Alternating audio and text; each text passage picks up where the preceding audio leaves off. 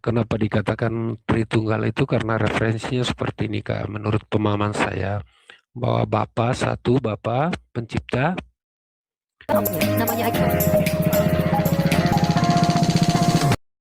Berarti abang nyembah Yesus. Yesus mengajarkan kita menyembah Tuhan yang satu-satunya. Tapi abang menyembah Yesus atau menyembah Tuhan satu-satunya itu? Yesus kan mengajarkan kita untuk menyembah Tuhan yang satu-satunya. Nah, yang abang sembah, yang abang ikuti menyembah ya seperti yang diajarkan Yesus. Ya. Berarti abang tidak menyembah Yesus. Menyembah dalam firman. Berarti abang mengikuti sesuatu yang tidak Yesus ajarkan. Loh, karena yang disampaikan oleh Yesus itu kan berasal dari Tuhan. Kenapa kita tidak bisa percaya? Percaya kepada Yesus sebagai apa? Kalau mengatakan Yesus sebagai apa, salah satunya dia adalah Mesia. Oke. Dan di sisi lain. Dan abang menganggap dia sebagai apa? Bisa dia anggap dia sebagai guru. Oke, dan? Iya. Tuhan. Tuhan dalam literasinya. Yaitu maksudnya dia orang-orang sebagai pencipta langit dan bumi. Pencipta dan langit dan bumi itu cuma satu aja. Siapa? Allah Bapa. Yesus bukan pencipta langit dan bumi? Bukan. Oh, berarti dia bukan Tuhan. Ya, kalau pencipta kita mau cari yang diciptakan Yesusnya di mana? Ya, enggak, kita nggak tanya itu. Kita konfirmasi aja. Karena orang Kristen banyak yang berbeda. Berarti abang tidak menuhankan Yesus. Ya. Berarti abang tidak menuhankan Yesus. Ya. Tidak. Kalau abang tidak menuhankan Yesus, berarti abang tidak salah sembah dalam perspektif Bible. Abang hanya salah sembah dalam perspektif Islam. Ya, tapi kalau abang menuhankan Yesus dan Roh Kudus, berarti abang salah sembah dalam perspektif pernyataan Yesus. Gagal abang mengatakan kalau abang pengikut Yesus. Kalau pengikut Yesus itu apa yang diajarkan yang diikuti, bukan? Kalau berbicara tentang pengikut, saya memang bukan pengikut, tapi saya mengimani ajarannya. Kalau pengikut itu dari kata Kristen, Bang. Kristen itu artinya pengikut Kristus. Kristen itu kan dari kata Kristus. Nah, Kristen ini ada kata ten di belakangnya, itu merujuk kepada orangnya, mereka yang mengikuti Yesus. Kristus itu merujuk kepada Yesus sebagai Mesias. Maka kalau abang mengaku Kristen, secara tidak langsung abang mengklaim abang adalah pengikut Yesus. Maka pertanyaannya, abang betul nggak mengikuti Yesus seperti yang dia ajarkan? Tadi kita sudah uji, abang bilang abang tahu Yesus mengajarkan Tuhan itu satu dan hanya Allah Bapa. Tapi ketika saya konfirmasi abang menuhankan Yesus, itu saya belum dapat jawaban yang sangat sederhana dari abang. Kenapa? Seolah abang ingin menyembunyikan sesuatu gitu loh. Ya. Kalau seandainya mudah saja, kalau memang abang betul mengikuti Yesus, gampang saja abang menjawab. Abang akan jawab seperti yang Yesus ajarkan. Tuhan abang Allah Bapa saja, Yesus bukan Tuhan, Roh Kudus bukan Tuhan. Karena Yesus ajarkan begitu. Kecuali Yesus pernah ajarkan dia adalah Tuhan dan juga Roh Kudus adalah Tuhan. Tapi Yesus tidak pernah ajarkan itu. Itu bukan pengajaran Yesus, melainkan pengajaran bapak-bapak gereja. Oke. Jadi saya kan ini orang Katolik ini. Jadi kita kan ajaran Tritunggal kan? Ya. Jadi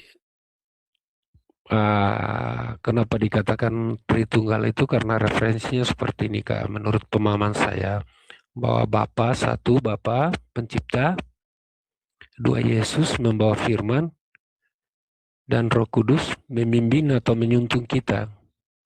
Tapi kalau secara tertulis, iya, saya tahu Tritunggal karena saya belajar itu, Bang. Artinya saya belajar secara akademi, memang autodidak, tapi yang saya baca literatur akademis yaitu jurnal. Pemahaman Tritunggal yang diajarkan Bapak Gereja secara Katolik bukan begitu, Bang. Tritunggal yang pertama sekali diusung oleh Tertullianus di abad kedua, itu unus substansi tres persona. Ya, unus substansi tres persona ini artinya adalah satu substansi tiga pribadi. Yesus pribadi yang berbeda dengan Allah Bapa, pribadi Roh Kudus berbeda dengan Allah Bapa dan juga Yesus, tapi mereka adalah satu hakikat atau satu substansi. Yang mana arti satu substansi sampai detik ini masih belum kita mengerti, penjelasannya pun masih belum bisa, sampai-sampai Bapak Gereja mengatakan bahwa memang tidak bisa dijelaskan Trinitas ini, makanya dikatakan Trinitas itu penuh dengan misteri. Sementara itu adalah konsep berpikirnya manusia, ya. Jadi artinya kalau abang mau menjelaskan Tritunggal ke saya, mohon maaf, saya itu sudah belajar. Bukan berarti saya merendahkan pengetahuan abang, tidak. Tapi setidaknya saya mengajak abang berpikir, merenung dan jujur terhadap keyakinan abang, sehingga abang apabila mengucapkan sebuah klaim, abang sesuai dengan klaim abang. Banyak orang yang mengklaim tapi apa yang dia ucapkan itu berbeda. Contoh, ada orang yang mengatakan saya Islam, tapi kelakuannya tidak mengikuti apa yang diperintahkan oleh Allah. Maka mereka masuk kategori munafik. Sama banyak orang yang mengatakan saya Kristen, tapi apa yang diajarkan Yesus dia tidak ikuti. Maka orang-orang ini adalah orang munafik. Nah, saya hanya ingin mengajak kita semua untuk jujur setiap apa yang kita klaimkan gitu loh. Kenapa? Karena itu tupoksi saya. Tupoksi saya bukan mengajak orang Kristen jadi Islam, karena itu hal yang hadiah bagi saya kalau ada orang Kristen yang masuk Islam. Tapi yang menjadi tupoksi saya sebagai orang yang belajar, tanggung jawab dibebankan oleh di bahu saya. Allah izinkan saya dapat ilmu untuk disampaikan supaya teman-teman berpikir, apakah yang kalian ucapkan itu sesuai? Karena gini bang, kalau 1,2 lebih miliar orang Katolik di seluruh dunia, 1,2 miliaran, 600-an juta orang Protestan di dunia, itu mengaku-ngaku bahwa mereka pengikut Yesus. Mereka mengaku pengikut Yesus. Tapi ketika ditanya satu saja pertanyaan, coba sebutkan satu saja ajaran Yesus yang betul-betul kalian lakukan dalam ritual keagamaan kalian. Maka sulit bagi kawan-kawan saya Kristen untuk menjelaskan itu.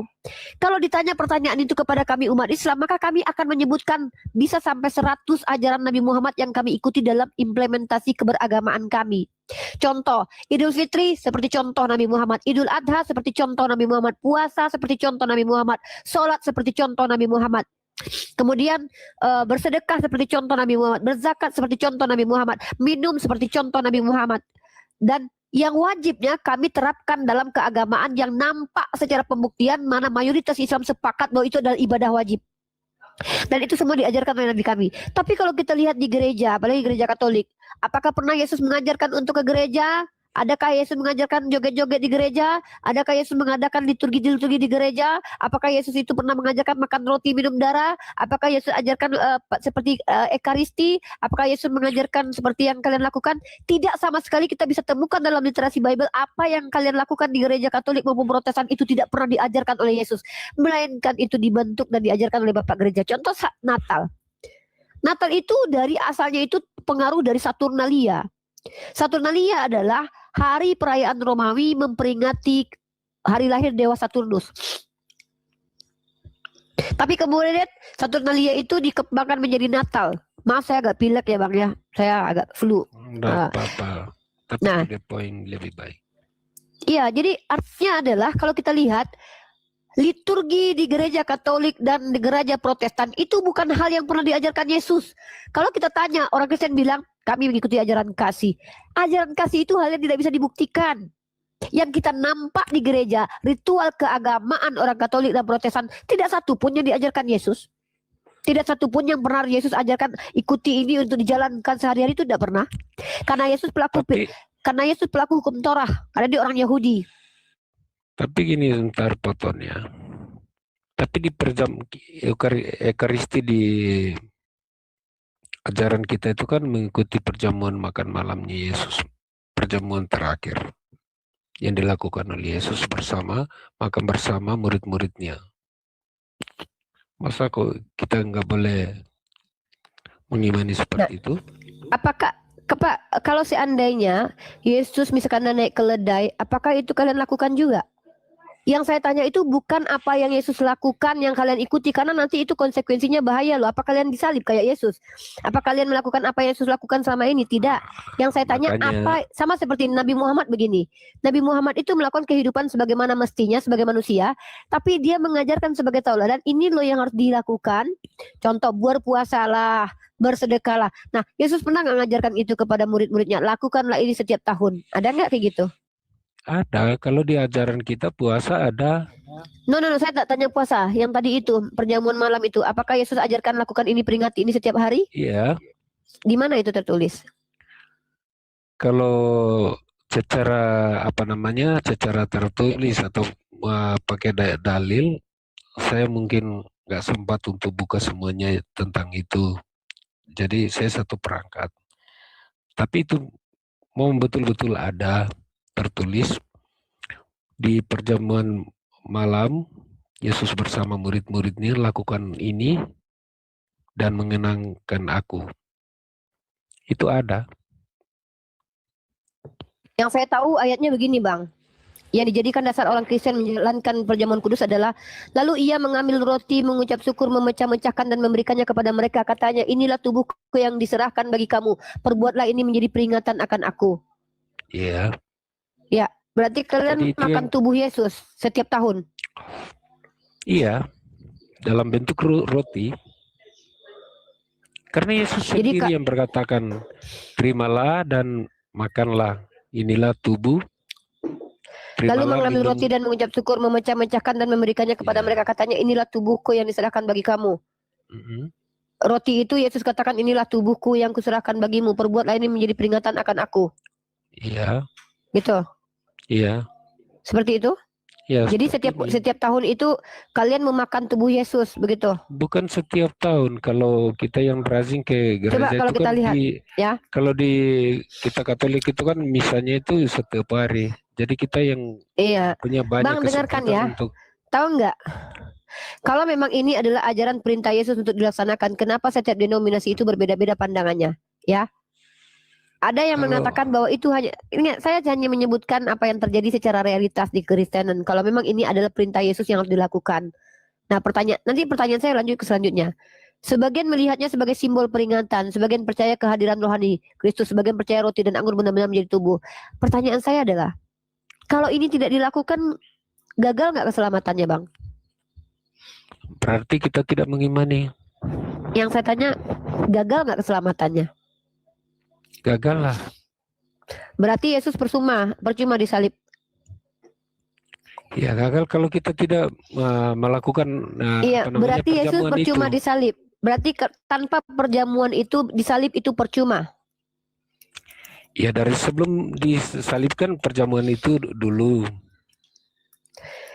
Iya.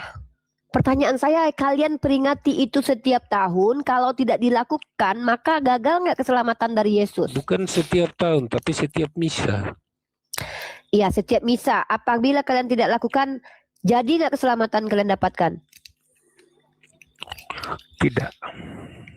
Kalau nggak dapat keselamatan?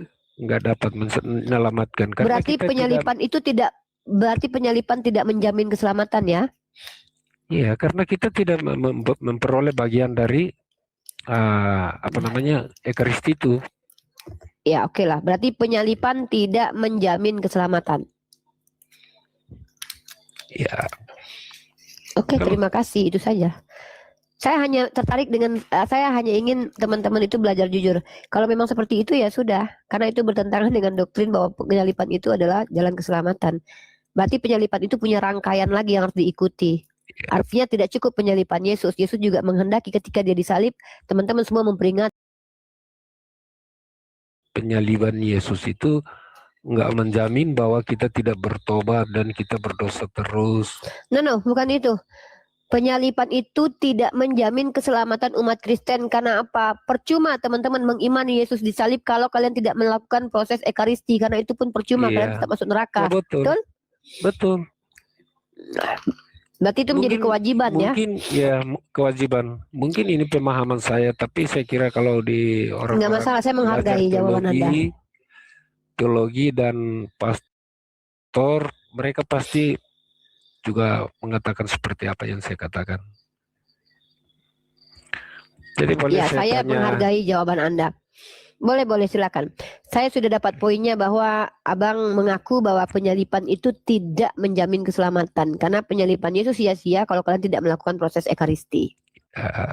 Justru itulah yang kadang menimbulkan perdebatan antara Katolik dengan Protestan. Ya. Saya paham. Ya, karena salah satunya Ekaristi itu mereka anggap hanya simbol saja, dan kita berdoa bersama Bunda Maria itu mereka bilang itu kita menyembah patung seperti itu. Padahal mukjizat Yesus yang pertama di tanah Kanaan itu kan atas permintaannya Bunda Maria. Jadi semua itu kan referensi itu yang kita jadikan. Dalam Katolik itu kan ada 3 kitab suci, tradisi suci, dan magisterium. Seperti itu kakak. Saya kalau bicara tentang kritik teks ayat itu Bang, sebenarnya ayat itu banyak menjadi perdebatan di antara kaum Kristen. Iya, betul. Ya, kalau kita lihat ya, contoh. Kalau kita lihat, ini mana ya? Bentar. Nah, jadi dalam kitab Lukas, ayat ini tidak muncul seperti yang dituliskan dalam kitab lainnya. Terus, dan pandangan para Kristen-Kristen pun tentang wajib atau tidaknya pun masih berdebat sampai detik ini. Ya, kalau Injil Yohanes malah berbeda menulisnya. Dan kemudian ini juga ada pengaruh dari tradisi Yahudi. Jadi ini masih menjadi perdebatan bahkan di kalangan internal Kristen sendiri gitu. Nah cuman ya tidak masalah. Saya hanya ingin abang menjadi Kristen yang jujur sesuai Alkitab abang. Karena kebanyakan saudara Kristen kita apa yang diucapkan kadang tidak seperti itu yang dilaksanakan. Ya kalau abang sudah mengatakan bahwa itu wajib, ya konsekuensi logiknya adalah penyaliban Yesus itu tidak ada gunanya, tidak ada artinya. Walaupun siapapun percaya bahwa Yesus adalah Tuhan dan dia disalib, itu tidak akan berguna kalau kalian tidak melakukan proses Ekaristi. Karena itu menjadi wajib dalam gereja Katolik. Iya. Jadi seperti itulah pemahaman kita. Iya. Oke. Peran Kristen maka itu terikat penyalipan, kepercayaan terhadap penyalipan itu diikat dengan adanya tradisi Ekaristi. Sebenarnya ini bertentangan dengan pengajaran Paulus yang mengatakan bahwa percaya Yesus disalib kalian sudah selamat sebenarnya. Tapi ya sudahlah, saya tidak memperdebatkan itu. Yang penting saya lihat abang berusaha mengikuti isi kitab sucinya, karena jujur kalau teman-teman Kristen berusaha mengikuti isi kitab suci teman-teman Kristen tetap akan kontradiksi dengan ayat lainnya gitu. Iya. Kalau boleh ini saya mau tanya tentang apa namanya di ajaran Islam. Mohon maaf sebelumnya, bukan dalam artian saya mencari celah, tapi saya hanya ingin memahami saja. Boleh. Ya. Jadi kalau di ajaran Islam, saat Allah menguji ketaatannya Nabi Ibrahim untuk mempersembahkan anaknya, itu siapa sebenarnya, Umi? Nabi Ismail, karena di dalam Al-Quran itu secara eksplisit tidak disebutkan, tapi secara implisit disebutkan. Contoh ketika dalam Quran pernyataan Allah setelah Nabi Ibrahim itu diuji dengan perintah itu, maka kemudian Nabi Ibrahim diberikan kabar gembira atas kelahiran Ishak. Nama Ishak disebutkan. Artinya nggak mungkin Ishak terlahir 2 kali. Gitu ya. Saya kasih ayatnya. Ya, kalau di Al-Quran itu di Quran. Bentar. Saya kasih ayatnya. Ayat 107 mungkin. Enggak, saya kasih ayatnya aja. Ya. Kalau kita lihat ya Quran surah As-Saffat ayat 109, dan kami tebus anak itu dengan sembelihan yang besar. Nah, dan kami beri kabar dia kabar gembira dan kelahiran Ishak. Artinya setelah Nabi Ibrahim itu melaksanakan ujian dari Allah, Allah memberitakan kabar gembira atas kelahiran Ishak. Maka tidak mungkin Ishak disembelih 2 kali. Sebenarnya kita bisa juga temukan dalam Bible, karena setelah Abraham yang diperintahkan untuk pernah jadi anak sulung, yang pernah jadi anak sulung hanya Nabi Ismail alaihissalam. Bahkan kalau kita lihat dalam Ulangan pasal 21 nomor 15, hak kesulungan anak itu nggak bisa diganti walaupun lahir dari istri yang tidak dicintai. Kalau memang pada akhirnya Ishak yang disembeli, yang dikurbankan, yang diuji oleh Tuhan, maka itu hanya melanggar beberapa ayat dalam Bible, seolah-olah Tuhan yang memberikan informasi ini tidak konsisten gitu. Kalau lebih seperti itu. Oke.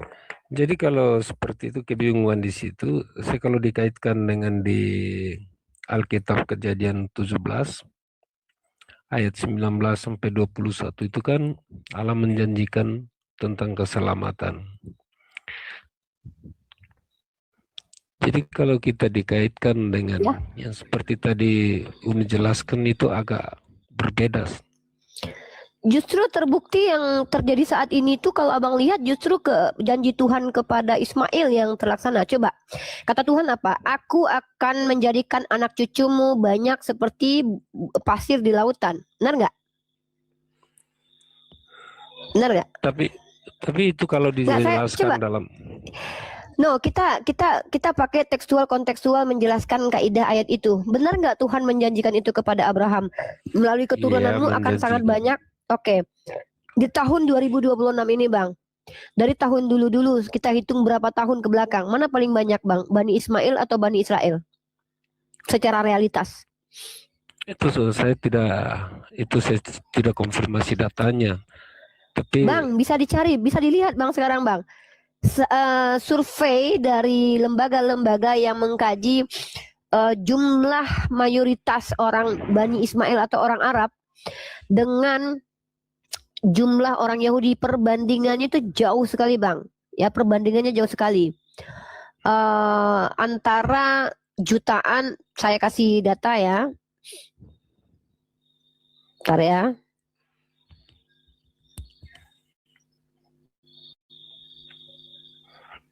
Bentar. Saya pernah tunjukkan data ini. Jauh, Bang. Itu cuman ibarat kata kalau Bani Ismail 10, Bani Israelnya cuma 2. Ya. Kalau kita lihat ya, populasi Yahudi itu cuma 15 jutaan, Bang. Populasi orang Arab itu 450 juta. Hampir 500 juta. Artinya kalau seandainya Tuhan berjanji dari keturunanmu lah aku akan membuat keturunan sangat banyak, maka janji itu terpenuhi di bangsa Arab, Bang, Bani Ismail. Bukan Bani Israel. Karena Bani Israel itu sangat sedikit, bahkan dihabiskan waktu zaman Holocaust itu sampai 6 juta. Kalau memang Tuhan berjanji, Tuhan tidak akan biarkan mereka tuh habis, punah, sampai-sampai kita sudah tidak tahu lagi mana yang Bani Israel, mana yang tidak. Karena pengakuan para Zionis sebagai Bani Israel itu belum terverifikasi secara ilmiah ya. Karena kalau kita lihat orang-orang Yahudi ini adalah orang yang terbuang ke sana kemari, terjadi diaspora. Maka kalau ada yang ngaku saya Bani Israel belum tentu, karena ada kadang perkawinan silang antara wanita-wanita lain. Yahudi itu tidak boleh kawin silang, kawin dengan bangsa lain. Tapi kalau orang Arab itu kita tidak bisa nafikan bahwa itu keturunan mereka, karena mereka tidak pernah digeser, mereka nggak pernah meninggalkan kampung halaman mereka, turun temurun mereka di situ, maka nasab mereka terjaga, Bang. Nasab itu genealoginya terjaga. Ya, jadi berkaitan dengan keturunannya. Maka itu tadi, ya artinya tuh janji Tuhan itu justru terpenuhi bukan kepada Bani Israel. Kalau kita lihat populasi jumlah seperti yang Tuhan janjikan, keturunanmu akan sangat banyak, ya. Dan engkau akan memiliki 12 raja. Sampai detik ini yang ada tuh raja Arab, raja di Arab yang ada, raja di Israel nggak ada raja. Tempat tinggal aja mereka masih ambil punya orang kok sekarang. Ya, jadi berkaitan dengan penjelasan yang tadi Uni katakan itu, Yesus juga berkata demikian, bahwasanya banyak orang yang dipanggil tapi sedikit orang yang dipilih. Tidak ada kaitan dengan ulangan Tuhan Abraham mengatakan bahwa anakmu dan keturunanmu akan sangat banyak, itu berbeda. Itu tidak bicara tentang jumlah populasi. Yang kita bicarakan jumlah populasi karena ini bicara